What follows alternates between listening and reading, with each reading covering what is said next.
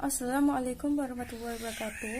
Perkenalkan, nama saya Septi Widianti dari Prodi Farmasi 2 semester 2. Di sini kami dari kelompok 2 ingin mempresentasikan hasil diskusi dari kami tentang pendekatan SETS. Nah, yang pertama, SETS merupakan singkatan dari Skills, Environment, Technology, and Society.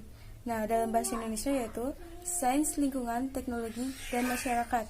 Kemudian, apa itu SETS? SETS merupakan suatu pendekatan pembelajaran yang merupakan satu kesatuan dalam konsep pendidikan yang mempunyai implementasi agar anak didik mempunyai kemampuan berpikir tingkat tinggi atau higher order thinking.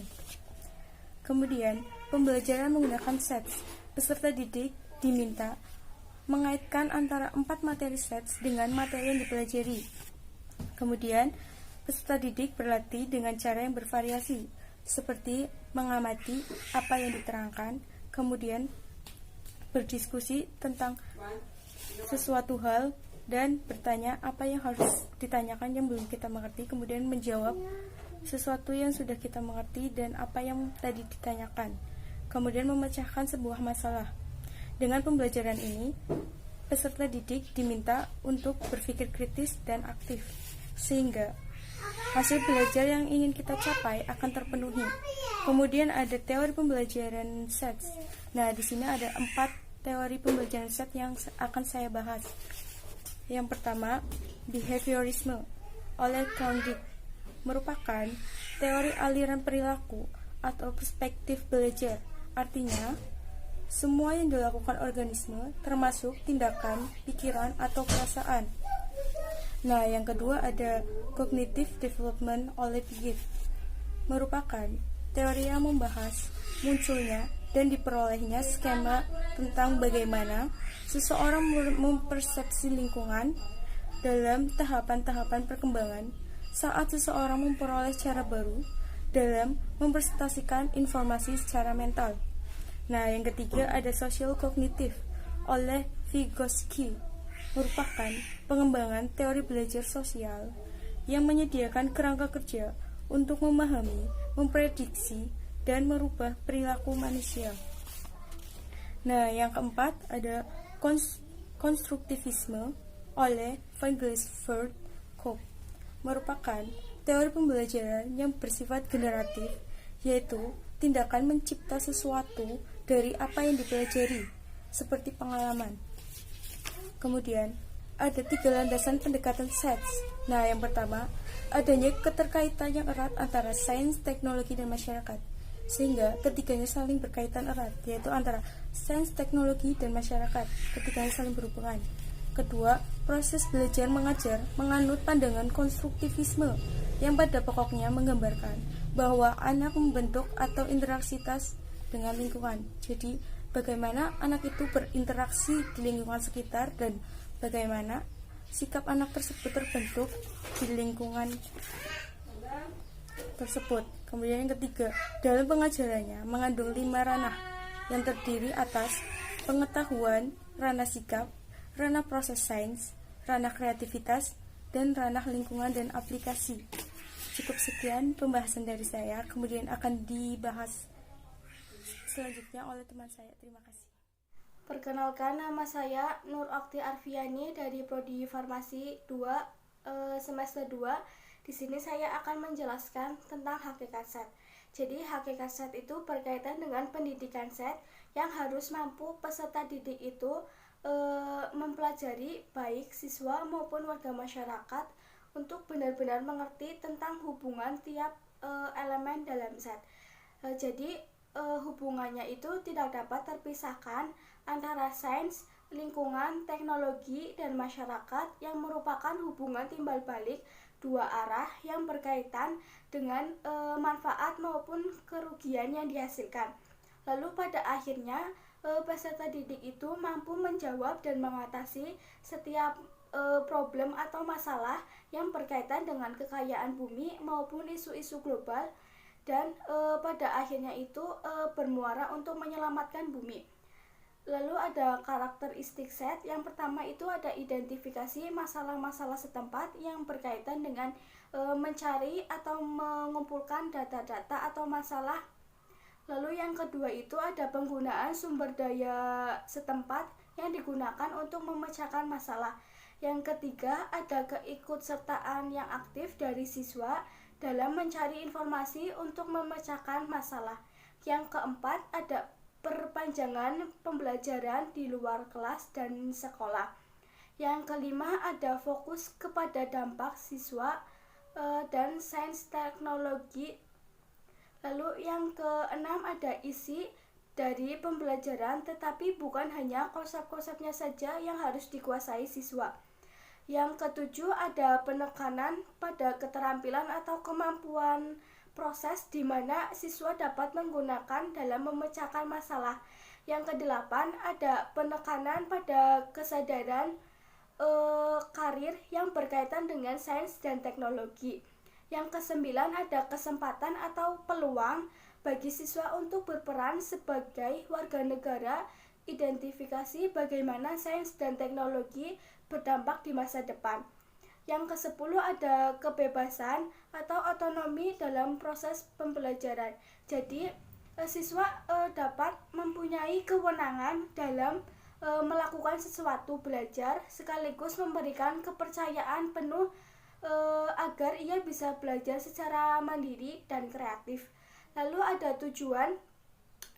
tujuan pendidikan SET itu ya untuk membantu peserta didik mengetahui sains, perkembangan sains, teknologi yang digunakan dan bagaimana perkembangan sains serta teknologi yang mempengaruhi lingkungan serta masyarakat. Jadi tujuannya itu untuk mengembangkan potensi peserta didik itu, bagaimana membuat agar SET itu dapat menciptakan aspek dan mampu menolong setiap negara di dunia untuk mewujudkan kemakmuran bagi semua warga negaranya. Ada keunggulan pendekatan SETS. Yang pertama, siswa memiliki kemampuan terhadap memandang sesuatu secara terintegrasi dengan memperhatikan keempat unsur SETS tersebut, sehingga dapat memperoleh pemahaman yang lebih mendalam tentang pengetahuan yang telah dimiliki. Kedua, melatih siswa peka terhadap masalah yang sedang berkembang di lingkungan mereka. Ketiga, siswa memiliki kepedulian terhadap lingkungan kehidupan atau sistem kehidupan dengan mengetahui bagaimana perkembangan sains dapat mempengaruhi lingkungan, teknologi, dan masyarakat secara timbal balik. Kemudian, adapun kelemahan pendekatan SETS. Yang pertama, siswa mengalami kesulitan dalam menggabungkan antara unsur-unsur dalam pembelajaran. Yang kedua, membutuhkan waktu yang lebih banyak dalam pembelajaran. Dan ketiga, pendekatan SETS hanya dapat diterapkan di atas kelas. Dari pendekatan SETS tersebut, ada pula metode demonstrasi. Apa sih metode demonstrasi itu? Metode demonstrasi adalah metode mengajar dengan menggunakan peragaan untuk memperjelas pengertian atau memperlihatkan bagaimana berjalannya atau bekerjanya proses atau langkah-langkah kerja dari suatu alat atau instrumen tertentu kepada siswa. Metode demonstrasi ini cukup baik apabila digunakan dalam bahan penyampaian pelajaran sains dan teknologi. Dan kemudian, adapun kelebihan metode demonstrasi, yang pertama, perhatian anak didik akan lebih terpusat pada apa yang didemonstrasikan. Dan kedua, dapat merangsang siswa untuk lebih aktif dalam mengikuti proses belajar. Ketiga, bisa membantu siswa ingat lebih lama tentang materi yang telah disampaikan. Keempat, dapat mengurangi kesalahpahaman karena pengajaran lebih jelas dan konkret. Kelima, dapat menjawab semua masalah yang timbul di dalam pikiran setiap siswa. Yang terakhir, dapat menambah pengalaman anak didik. Di sini saya akan melanjutkan presentasi dari materi sains, yaitu ada kelemahan metode demonstrasi. Yang pertama, memerlukan waktu yang cukup banyak. Yang kedua, apabila terjadi kekurangan media, metode demonstrasi menjadi kurang efisien. Jadi kalau medianya itu kurang, metode demonstrasinya akan menjadi kurang efisien. Yang ketiga, memerlukan biaya yang cukup mahal, terutama untuk membeli bahan-bahannya. Jadi untuk membeli bahan-bahannya itu harus memerlukan uang yang cukup karena biayanya itu mahal. Yang keempat, memerlukan tenaga tidak sedikit. Yang kelima, apabila siswa tidak aktif, maka metode demonstrasi menjadi tidak efektif. Jadi di sini diharapkan siswanya itu aktif agar demonstrasinya itu menjadi efektif. Terus selanjutnya ada langkah-langkah dalam penerapan demonstrasi, yaitu ada perencanaan. Nah, dalam perencanaan itu ada hal-hal yang perlu dilakukan, yaitu yang pertama, merumuskan tujuan yang baik dari sudut kecakapan atau kegiatan yang diharapkan dapat tercapai setelah metode demonstrasi berakhir. Yang kedua, menerapkan garis-garis besar langkah-langkah demonstrasi yang akan dilaksanakan. Yang ketiga, memperhitungkan waktu yang dibutuhkan.